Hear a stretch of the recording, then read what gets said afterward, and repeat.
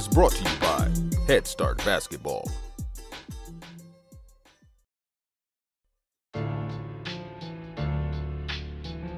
Hey Hoopheads, Dr. Dish Basketball's back-to-school sale is here.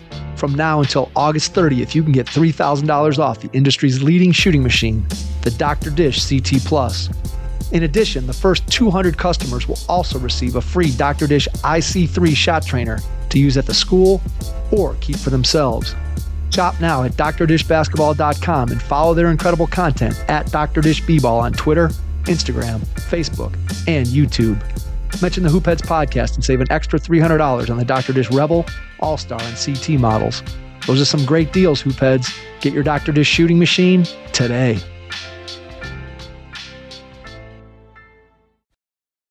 Hey, this is Darrell Nelson, overseas pro player and author of Tour de Hoops, Bigger Than Basketball, and you're listening to the Hoopheads podcast. Prepare like the pros with the all-new Fast Draw and Fast Scout. Fast Draw has been the #1 play diagramming software for coaches for years. You'll quickly see why Fast Model Sports has the most compelling and intuitive basketball software out there. For a limited time, Fast Model is offering Hoopheads listeners 15% off Fast Draw and Fast Scout. Just use the code HHP15 at checkout to grab your discount, and you'll be on your way to more efficient game prep and improved communication with your team. Fast Model also has new coaching content every week on its blog, plus play and drill diagrams on its Playbank. Check out the links in the show notes for more. Fast Model Sports is the best in basketball. Hello and welcome to the Hoopheads podcast. It's Mike Klinzing here with my co-host Jason Sunkel and with Rob Brost, head boys basketball coach at Bolingbrook High School in the state of Illinois. Triple-double, number 12, Rob. We have made it to 1 year of triple-doubles. Wow. It's crazy, but I love it. I love each one, and they keep getting better and better. Absolutely. All right, we are going to talk today about some of the recent experiences that you have had this summer basketball-wise.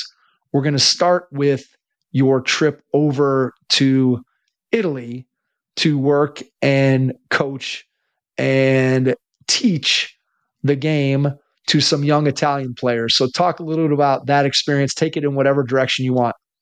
Yeah, I mean, this is the third year in a row that they've asked me to do this, and so it's been really a unique experience and one that I'm kind of used to now.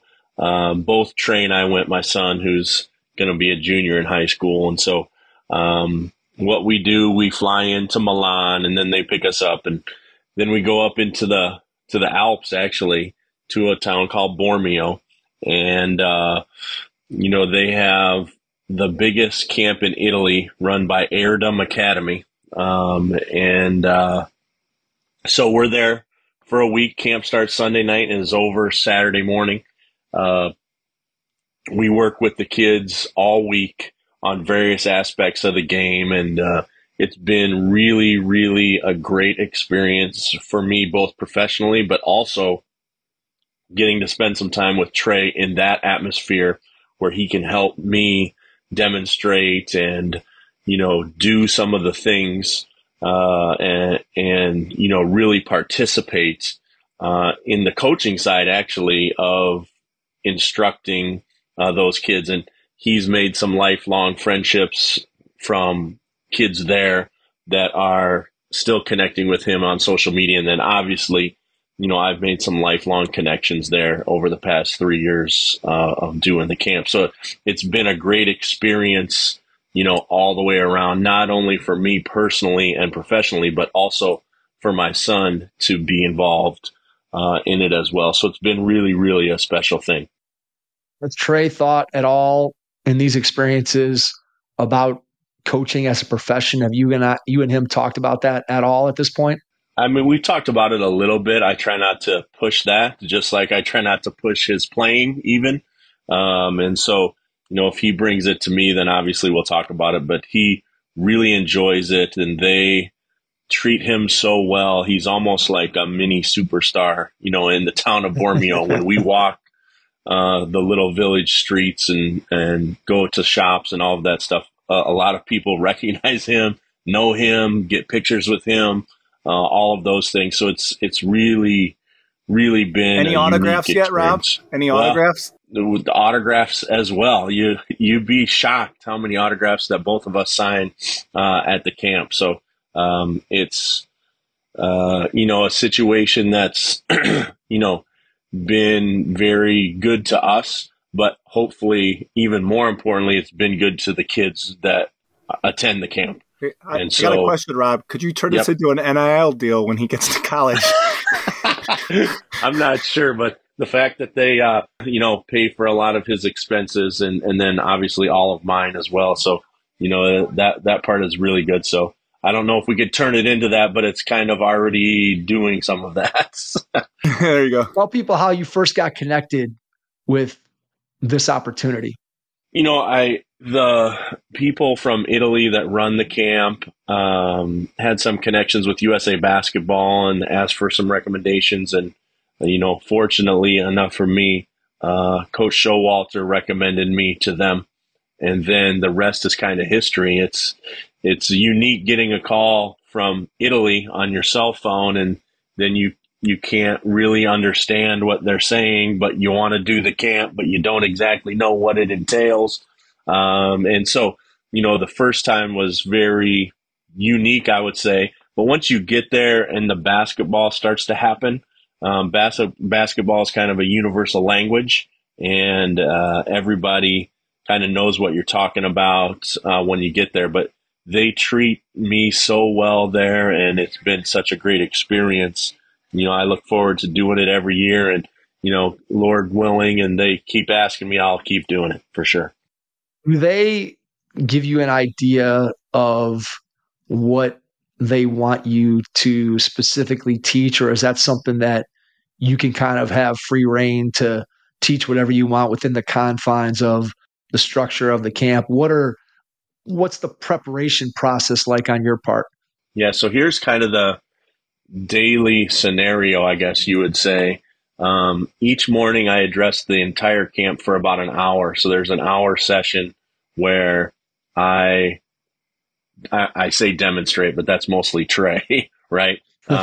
So for example, Monday we'll cover shooting in the morning session in front of all the campers. So that's 250 kids that are there.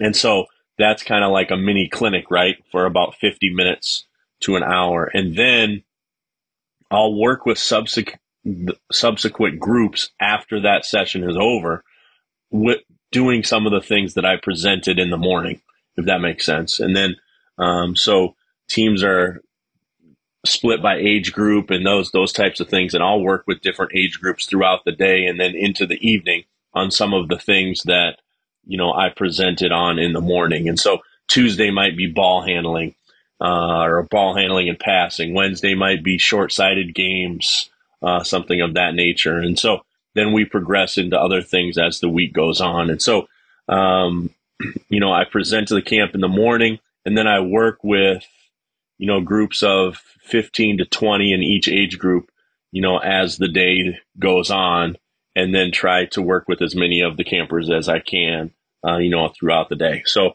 it's really good. It's really been one of the most unique and, fun experiences of my entire career, to be quite honest. Are you sitting down and talking with coaches as well? Like in the evening, Yeah. Are you kind of going through and talking Absolutely. with those guys and trying to pick their brain while they're picking yours at the same time? Yep. There's all kinds of that happening throughout the camp. And so, I might get to a late afternoon session at 5 o'clock, say, and then, the coach might say, hey, instead of doing shooting, can you do 3-on-3 actions or something like that? Something they want to know or learn about, and how we do it. And so they're so attentive. Now I'm talking about the coaches, but the kids as well. They're so attentive and really yearn for information, especially from American coaches and coaches that have coached at a high level over here. And so, that's a unique part of it. So it's not just the same thing day after day after day. I have the freedom to kind of do what I think the camp needs there. And then having been there, 3 times now, you get an idea of the skill sets of the players and kind of what levels everybody is at. So, the first year I was a little concerned about, hey, what will I do? What will it be? What's going to happen? But now it's pretty much second nature, and they're used to me. I'm used to them. And, it's worked out really, really well. What energizes you in a different way than what you do at Bolingbrook? Because obviously you're dealing with a different level of player. It's a different environment than what you're typically in. So what energizes you when you go over there? Besides, obviously, you're in a beautiful country and you're doing something in with a group of kids who are obviously enthusiastic, and there's all those pieces. But what brings you energy? The relationships, right? So it's very similar to what brings me energy here. It's just different people, right? And so I'll get texts or WhatsApp texts. That's the app they kind of use in Europe, WhatsApp. And so I'll get WhatsApp texts from kids that are at camp throughout the season. Hey, coach, what do you think about this? Remember me from camp? Those types of things. So the relationships that we've been able to forge there, both Trey and I, and the ability to help people that are eager to learn and do and eager to get better, not only as basketball players, but as people. And so people ask me a lot, like, well, what's it like? What's the skill sets like? Like, how good are they? Or what is it like? I would say the skills in general, our kids by age level now, I'm not talking to everyone, but by age level, our kids are a little bit more skilled than they are in Italy. I'm talking about now, but the yearning for learning is, I would say, much higher there. They take things very literally, and maybe that's part of the language gap or barrier that we have a little bit. But they take things very literally, and they do exactly what I tell them. So even if they have a layup during a drill, they'll do the drill like they've been shown to do the drill, even if there's a layup open. And so those are some of the things we have to work on and get kind of, pounded out of their head rather than in. And whereas here, if a kid has a layup, he doesn't care what the drill is, what the coach says, he's going for the layup. So, and those are extreme examples, but you get the idea of what the kids are like. But everybody is super nice. Everybody is very laid back. Trey and I joke all the time when we walk out of the hotel, some of the hotel rooms still have the keys in the hotel doors with the people's stuff inside of it. And so everyone trusts everybody. There's no crime there. I have yet to see a policeman or any type of law enforcement officer in Bormio ever in the 3 years that I've been there. And so it's really just being around different people in a different culture, but still around basketball is what's really great. Have you picked up any Italian phrases, any basketball coaching phrases? We have. Now, this is not a basketball phrase per se, but we say tutto bene, and that means like, how are you doing? Are you doing good? Like, are you having a good day? And so we say that. Trey and I sometimes say that to each other even now. Like, tutto bene? Like, are you doing all right? You having a good day? And so, that's one of the phrases. And that's, obviously I speak only English, and so they have to kind of adjust to me. And so most of the kids understand English and at least the basketball phrases that go with that. But we're trying to pick up, little phrases here or there. But tutto bene is one that we use even around the house here now. So that's kind of fun. You have a restaurant that you go to every year? Do you have a favorite now? We do. It's actually a steak place there, but they serve these great Italian steaks there. My son loves steaks. So do you send pictures to Showalter? Well, we have before. So he's been there as well. not to this exact same restaurants, but he's been to Bormio as well. So it's good. So some of the people know him and know me as well. So it's been really, really fun. Yeah, to have that experience and be able to take basketball to a different culture, to a different country, I'm sure just from a standpoint of thinking about basketball, we always, I guess, consider it to be a global game. But for you to actually be able to see that, hey, here's this game of basketball that you and I talk all the time on here, Rob, about Yes. just how good the game of basketball has been to us, to our families, to the people around us, to, again, it's the key to everything that I've done and become and am in my life. Somehow I can tie it all back to basketball. No And question. to be able to see that in another country, I'm sure just makes you, again, just think about and appreciate what the game has done for you, but also what it's doing around the world to just make people's lives better. Yeah, it's unbelievable. And it's really, a blessing for both Trey and I, but also hopefully for the kids that are there and then the coaches as well. We do every time I go there, one of the nights we'll stay up with the coaches. I'll present something to them, and this will be like from 9 p.m. and sometimes it'll go till 1, 2 a.m. where we'll just be going back and forth. It's just me and the coaches back and forth, just chalk talk. And it's funny how some of the same, not issues, but some of the same things that we kind of debate, they want to know about too. Like somebody asked me, are you inside pivot foot or shooting foot? What do you do? And so, the basketball brings us together in a way that maybe a lot of other things can't, right? And so it's really, really fun, and to be able to experience the whole thing is great. Even with the food and the 3-course meals and the siestas during the day, like all of that is true. Like, from 2 to 4, you don't do anything there. You don't do anything. You just relax. That's how it works. We even tried to go to the grocery store. Trey and I walked. The first year we went, I said, let's just go get some snacks for our room. And we went because we didn't have camp during 2 to 4. So I was like, let's go. Well, we got to the little grocery store in town and it was closed from 2 to 4. Siesta. So you just make adjustments to what the culture is, and it's so unique. I told you about the hotel rooms. Some people just leave their doors wide open. I shared with you the keys being in the doors. Some people just leave their door wide open. Their stuff is in there, and no one bothers anything. It's such a different culture and feel.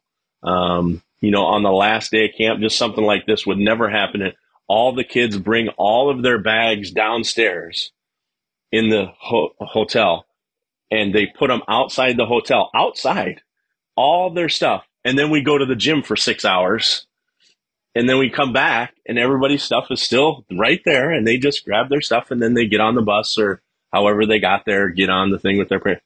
None of that would ever happen like that here. Everybody would be worried about their stuff getting stolen. But there, it's the exact opposite of that. They trust everybody. No one is wanting, you know what I'm saying? So it's just exactly. Really, really a great, great atmosphere. And obviously, I'm sure all of Italy is not like Bormio. And when you get to Rome and more westernized places, I guess, or touristy places, that's not the case. But in the town that we're in, it's so unique and so it's like a village. It's just like a small village. And so that's really, really fun. And it's really, really great for me to see. And then for Trey to see as well. And there's no bugs. There's no screens on any of the doors because there's no bugs anywhere. It's just, you can't even describe it.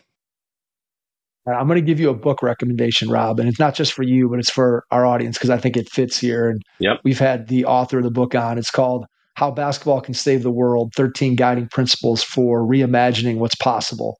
And It was written by Dave Hollander. He's a professor at NYU, and he actually has a class called How Basketball Can Save the World. But I think it's a book that for you and for anybody who's listening that thinks about basketball kind of on a global scale or thinks about how it impacts lives, I think it's a book that you and anybody who's listening who hasn't heard me talk about it before, I think that's a book that people would enjoy listening. I think it ties well into this conversation about Italian basketball and basketball around the world in general. So it's awesome. That's great. The Brost World Tour. Let's continue to your next stop. So topic number 2, the NCAA Academy. Tell me a little bit about your experience with Trey there. Man, that was great. Trey got invited to the NCAA Academy, which, is the only event during that week that Division I coaches can be at in the entire country. And so first, the fact that he got invited to that was great. And then on top of it, the fact that I got to go and just got to go as an observer rather than a coach or anything was even better.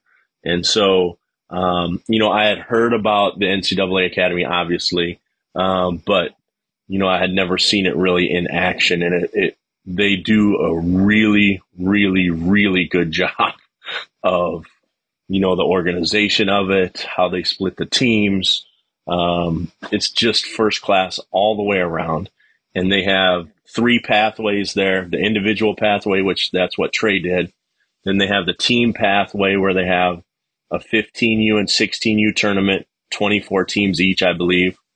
And then they had the JUCO pathway where JUCO kids were being evaluated as well. And so, it always helps when they're paying for the hotel, the meals, the transportation, all of it. And so it was really unique for me, especially to not be coaching it in any way, shape, or form.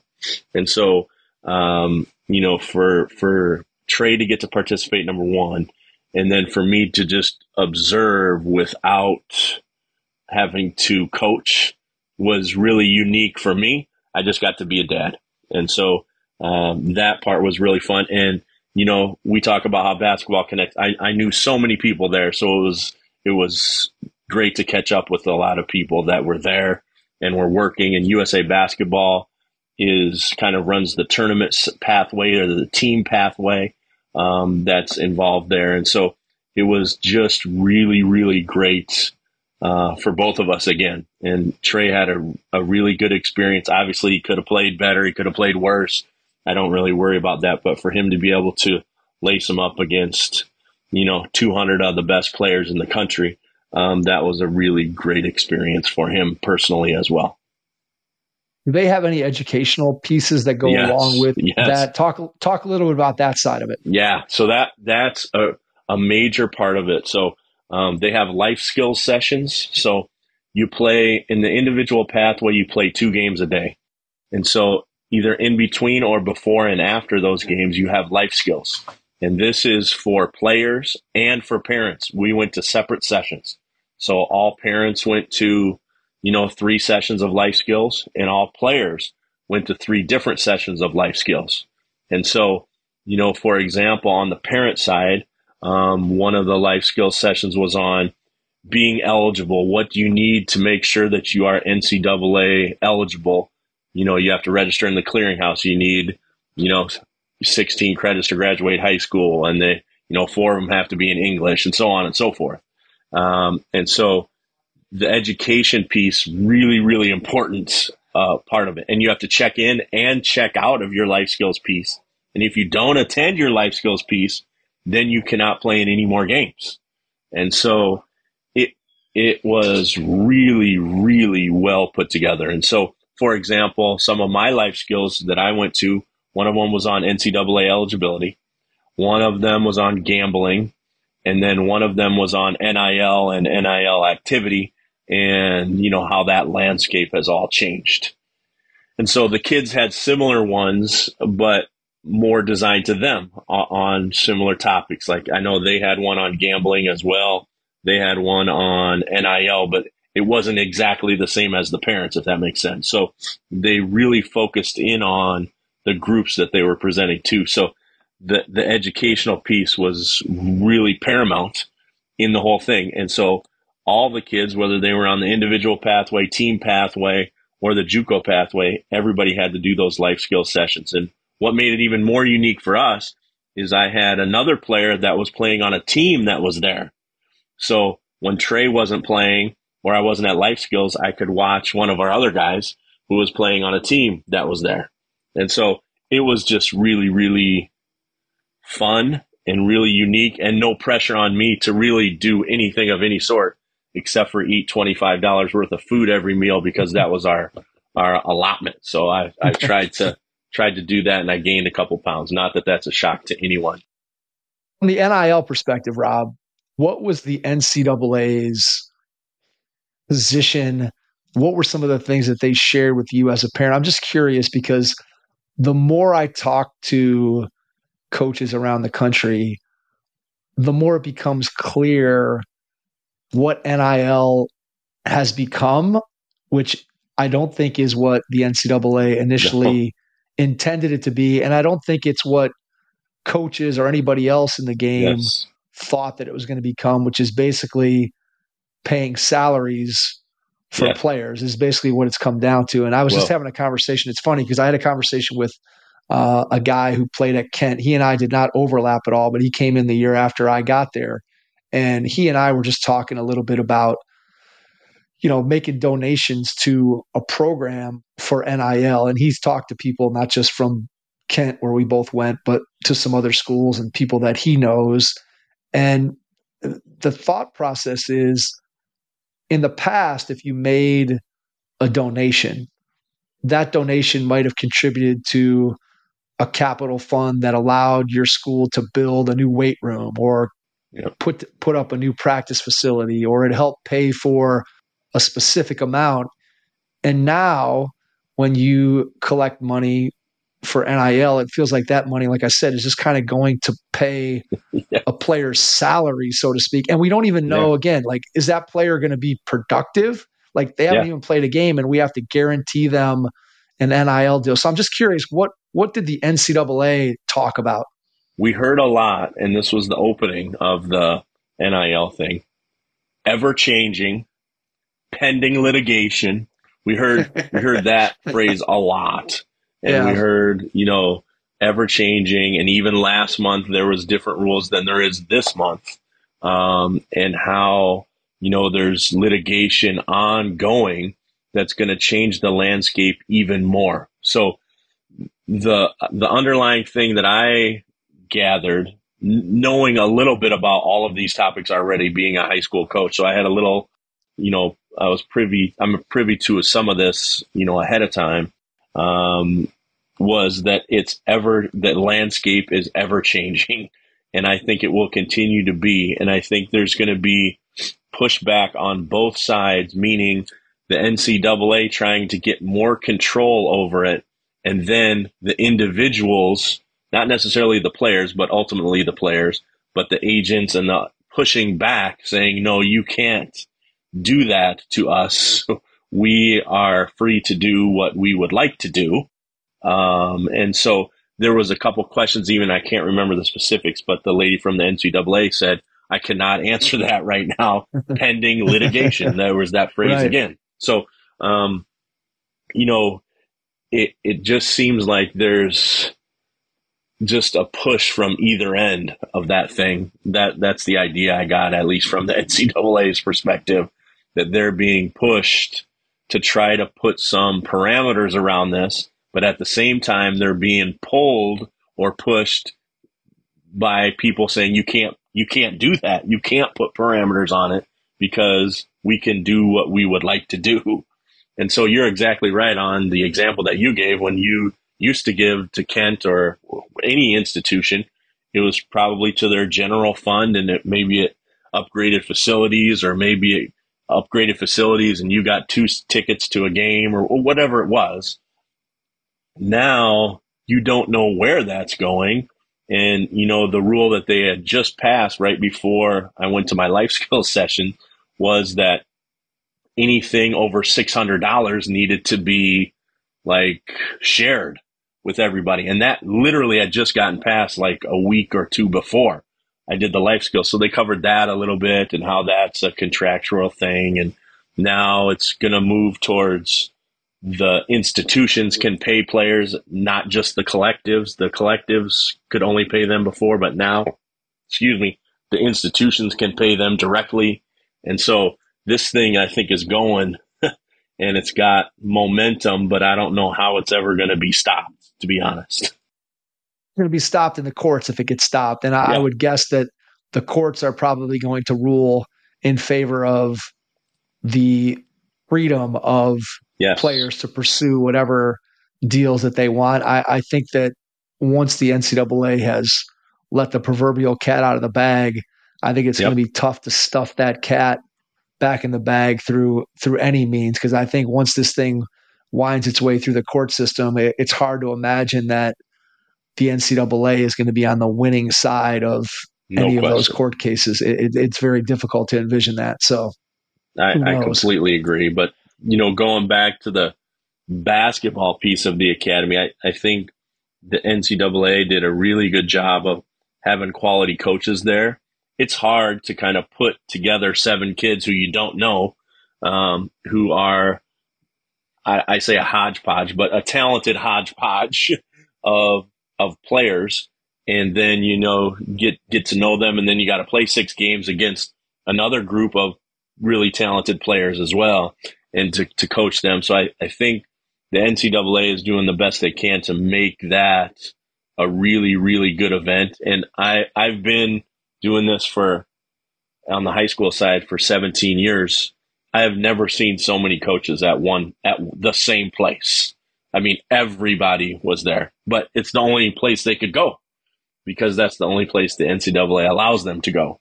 So that made it completely unique as well, which was good. Where did that pool of coaches come from that were coaching the teams? Like, who were the coaches? Where did they come from? There were some high school coaches and then some junior college coaches as well. For example, Trey had a couple high school coaches. And so, I just said hello to them. I didn't get involved in any way, shape, or form or try to, influence or, do anything, like that. But it's a tough atmosphere because it's, everybody's kind of in it for themselves, I guess you would say. I would say Trey's group did a decent job of sharing and playing the right way as much as they could.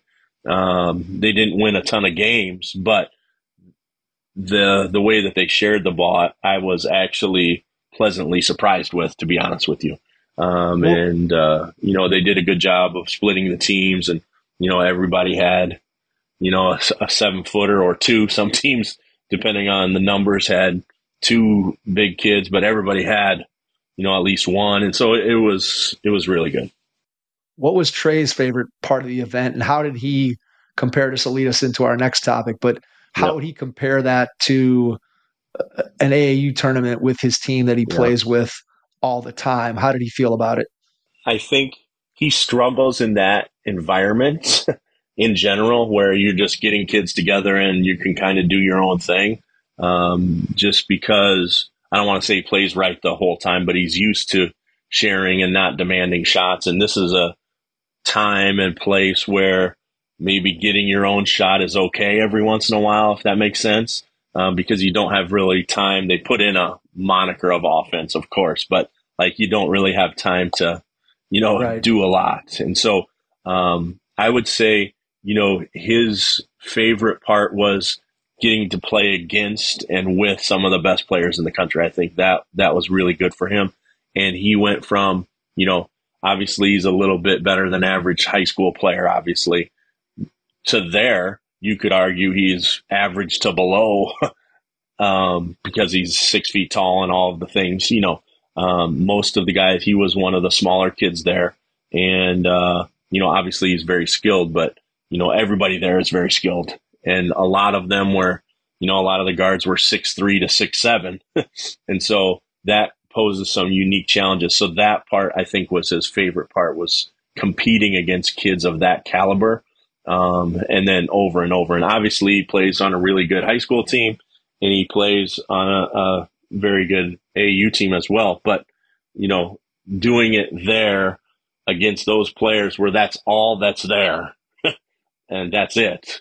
And so I think that was his favorite piece. And so, it took him a little while. I'm just talking as a dad and a coach now, for him to adjust to that. I mean, one of the games he had 16 points, and another game he had 13, but on several of the first 2 or 3 games, you could tell he just didn't want to make the wrong play, and he didn't hardly shoot, and he wasn't really comfortable. Once he got comfortable, then he was fine, and played more towards his capability, I would say. But I could say that probably for any of the guys that were there. Yeah, those kinds of environments are always tough to balance, right? And depending on what kind of team you get on, it's funny because I was just before you and I talked, I had the coach on from Cornell, John Jakes, and he's taken over this year, and it's going to be his first year. And he and I were talking a little bit about just the type of player that he likes to recruit. And obviously there's, a certain profile that you have to fit in order to be able to even be considered to go play at Cornell. But he said one of the things that he looks for is somebody who passes the ball, somebody who's a good passer, and also somebody who's a willing passer. And I just said, I can go back to my own experience, both as a coach and then thinking back a long time ago to when I was a player. And I think it speaks to an event like this where you're kind of just thrown in with guys. And there's dudes that I can get on the court with them or have them on my team or watch them play when I walk in a gym and be out there playing with them or watching them for 2 minutes and know instantaneously, like, I never want to play with this dude again. Right. I never want this guy on my team, because passing is only their last resort. That happened recently too, right? Those guys just, without naming names, that happened recently too. Yeah. Those guys they're just not fun. They're just not fun to play. They're just not fun to play with. And, you get an environment like the one that, you're describing with Trey there, and all of a sudden you're on a team and you got 5 dudes that are like that. It can seriously affect your experience in a negative way. And conversely, you get a team of 5 or 6 guys who all share the ball. And especially when you're talking about players who are skilled and playing at a high level, who are unselfish. I mean, that's where winning basketball gets played. So it's always interesting when you have an environment like that, which kind of supplants the pickup basketball that you and I and Jason might have played when we were younger, which kids just don't do it to the same degree anymore. So it's interesting. But it is totally interesting. Kids don't understand, when every game has 25 Division I coaches there just because they have nowhere else to go. Right. And people are thinking, well, this is my shot. Well, this is probably not your shot. If if they're not here to see you specifically, they can't take 200 kids. So, playing the right way really stands out in things like that.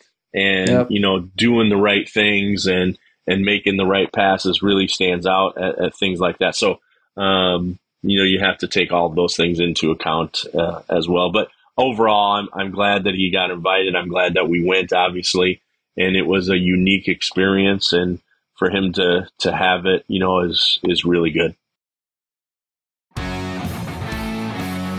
Hey, Coach, want to take your team to the next level this season? Introducing Game Changer, the ultimate game day assistant with tools to give you a winning advantage. With Game Changer, you can track stats, keep score, and even live stream games, all for free. Get the stats and crucial game video you need to lead your team to victory, all from the palm of your hand. Coach smarter this season with Game Changer. Download Game Changer today on iOS or Android and make this season one to remember. Game Changer. Stream, score, connect. Learn more at gc.com/hoopheads. That's gc.com/hoopheads. All right. World Tour stop number 3, Atlanta AAU event. Talk to me about that. I mean, that was very good too. I mean, Trey, obviously I know our experience because that's what I experienced, but it was an Under Armour. It's the Under Armour event that was down in Atlanta. And then obviously you got, EYBL stuff going on. You got Adidas stuff going on, and all close in that same area. So I think the people who put all these things together, having all of those things at least within an hour of each other, is really, really smart on all of their behalves, because, at least all the coaches that I talked to were going from our gym to another gym to see some EYBL stuff, to the Adidas stuff, and then back, and vice versa. And so it was really unique that that was all taking place in that area. Not unique in that way, but like smartly done and really done well. And so, that too is a unique environment where you gotta, pay $60 to get in the door. And anybody that follows my Twitter knows that I, sometimes have some feelings about those types of things. But this, I felt the exact opposite. The facility was great. There was trainers there. There were scorekeepers. There was real referees. That's the other thing about the NCAA Academy, I'll say. The referees were top notch in every way, shape, or form. And that helps the entire event as well. So, back to Atlanta, I think for the most part, the officials were good, and Under Armour did a really good job of, making sure the right teams were against the right teams, if that makes sense, because you don't want to go there and have a bunch of blowouts. So, Trey's team played very well there.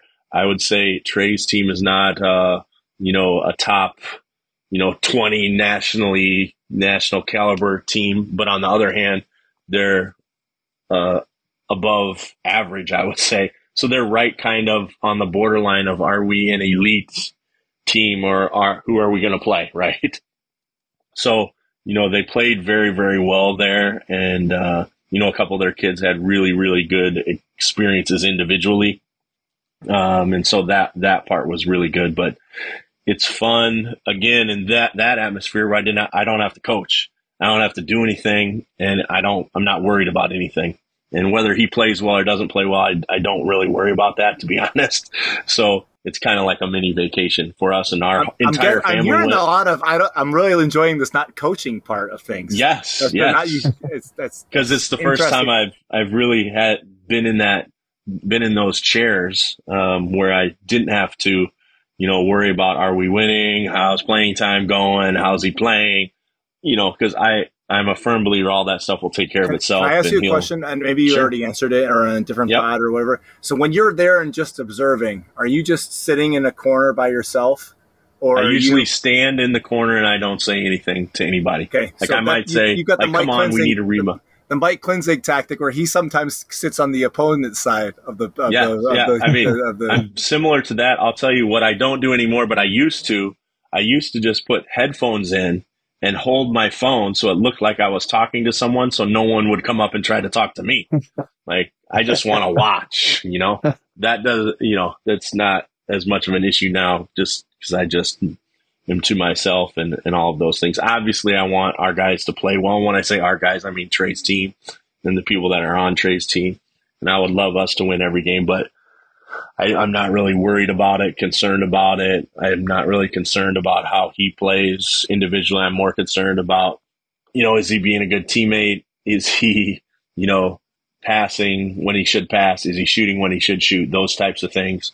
And the results of those things, I don't really worry about. It's funny how my thought process has completely changed from where it was, when he was a little bit smaller, when he wasn't as good.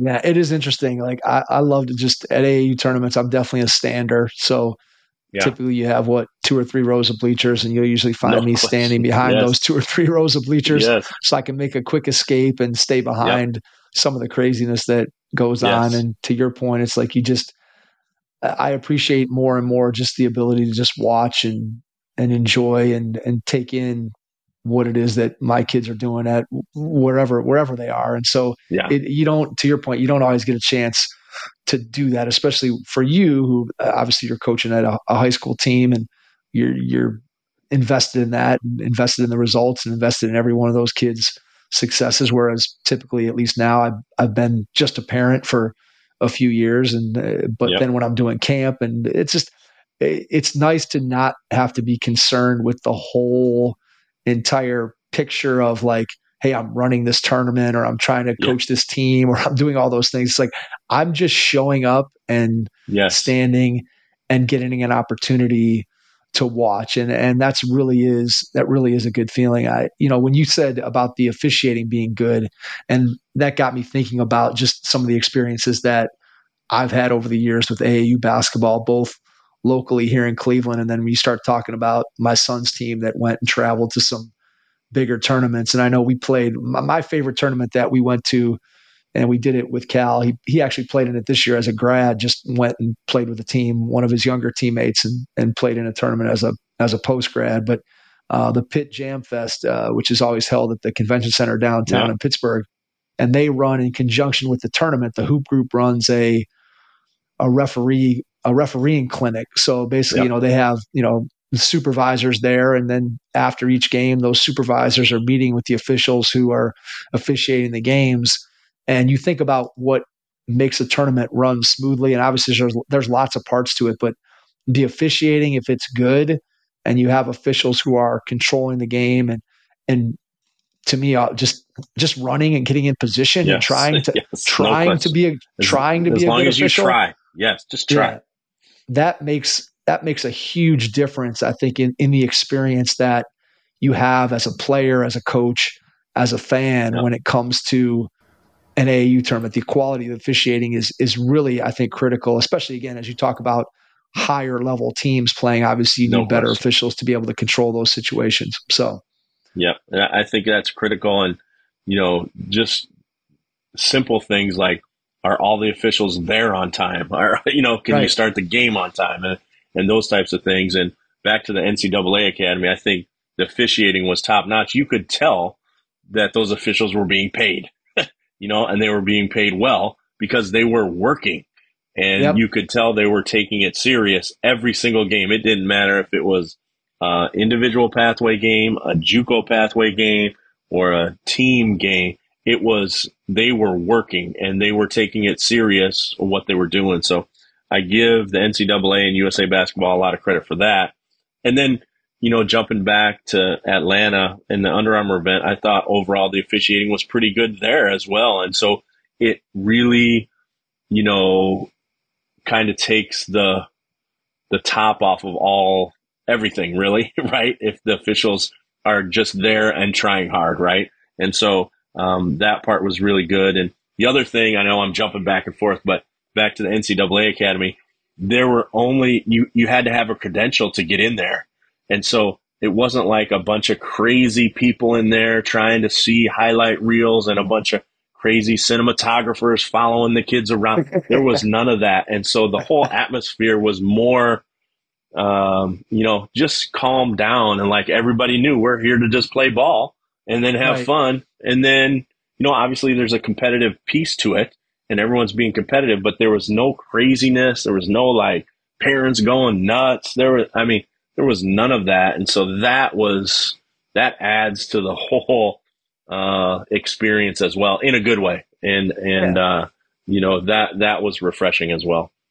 More like real basketball as opposed to sometimes the circus atmosphere that you can get in certain AAU tournaments. I mean, ultimately, right? I mean, you hope that when you show up for an event that you want it to resemble real basketball. And that's what I've loved about the AAU situations that my kids have been in is the coaches that they've had, whether it was me early on when they were younger or as they got older and I handed them off to somebody else, those teams were run like a real team, a real high school team, a real college team where practices were organized and planned and the kids were being taught things. And then you go to the game and everybody's sharing the ball and it's not just, hey, one person comes down and they're shaking and baking until they can't score and then they're kicking it to the next guy and letting him do his thing. And you run into those teams, even at the highest levels, you see teams that are put together like that and play that way.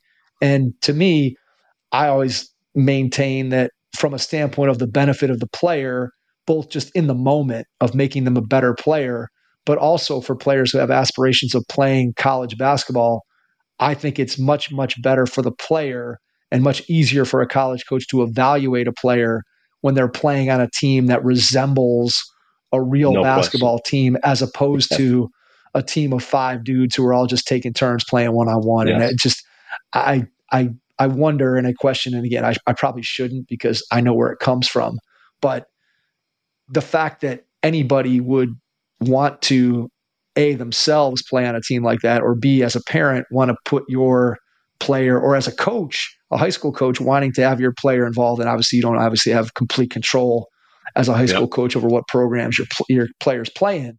But still, to me, I don't understand why anybody would want to play in those kinds of environments. Going back to what I said before about it's so much more fun to play with people who are willing to give up the ball. No question. That's what makes the game fun. It's no fun to run up and down and just know, all right, man, I got to wait 15 seconds for this dude to dribble himself crazy. And then finally, if he can't get a shot, then maybe he'll pass it and we can start to play. And you see so much of that in AAU, unfortunately. There's no question about that. And I think it's just like anything. You have some really good coaches that do it the right way, some really good programs that do it the right way, and then you have some other ones that don't. It's just like high school coaches. Some of them do it the right way, and then you have a handful that don't.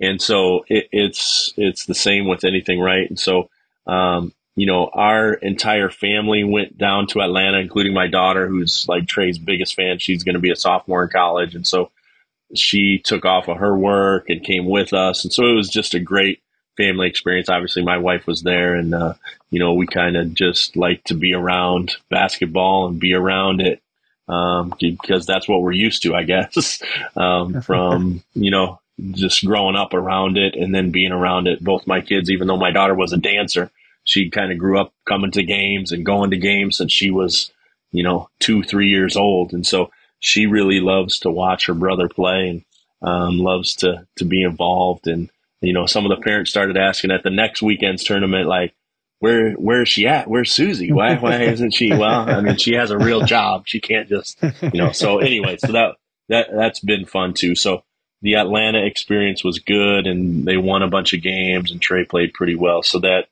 all helped the whole thing as well. But like I said before, I don't really concern myself with how he plays. Just that, he's being a good teammate and he's carrying himself in a appropriate manner. Well, the Brost World Tour has returned home to Bolingbrook, Illinois. I'm not going anywhere else. Anywhere else. So the next time we jump on back to work, that's where you're going. Yes, we start school on Monday. So I started yesterday. Although Jay, I didn't have to go to school. I didn't go to school today, Jay. Why is that? School's closed because there was damage from the thunderstorm. So there was the tornado. Part of the school didn't have power and whatever. So I started yesterday, and then I didn't go in today. I got the call at 4:30 a.m. Hey, don't come in. So that was good. I had instead of being at school all day for 7 hours, I had a 30-minute staff meeting at 8:15, and then I was done for the rest of the day. So that's the way to go to work, Rob. You have to go back tomorrow, Mike? I got to go back tomorrow, but it's all right. Hey, I got a day, and I every other day plan. It's the there's a lot of students going every other day plans by the end of the school year. Just like your triple double podcasting every other one. And that's what I'm looking for. So that's true. It's all good. So anyway, the next time we talk to Rob, we will not be talking about areas all over the country. We'll be focused. And I probably won't be here based on my track record. Yeah, based on your track record, it'll just be Rob and I. But anyway, Rob, again, thanks for jumping on. Really appreciate it. Triple double number 12 is in the books. We'll be back for lucky number 13. I don't know. Who knows? Maybe we'll still make it at the end of August. I don't know. We kind of got delayed because Rob was out of the country and I was in Alaska and Jason was off in parts unknown. So we're ready. Whenever you're ready, I'm ready. We'll get the next one going probably sooner rather than later. So thanks to everyone for joining us tonight. Really appreciate it. And we will catch you on our next episode. Thanks. Your first impression is everything when applying for a new coaching job. A professional coaching portfolio is the tool that highlights your coaching achievements and philosophies, and most of all, helps separate you and your abilities from the other applicants. The Coaching Portfolio Guide is an instructional membership-based website that helps you develop a personalized portfolio. Each section of the Portfolio Guide provides detailed instructions on how to organize your portfolio in a professional manner. The guide also provides sample documents for each section of your portfolio that you can copy, modify, and add to your personal portfolio. As a Hoopheads Pod listener, you can get your Coaching Portfolio Guide for just $25. Visit coachingportfolioguide.com/hoopheads to learn more. Thanks for listening to the Hoopheads Podcast, presented by Head Start Basketball.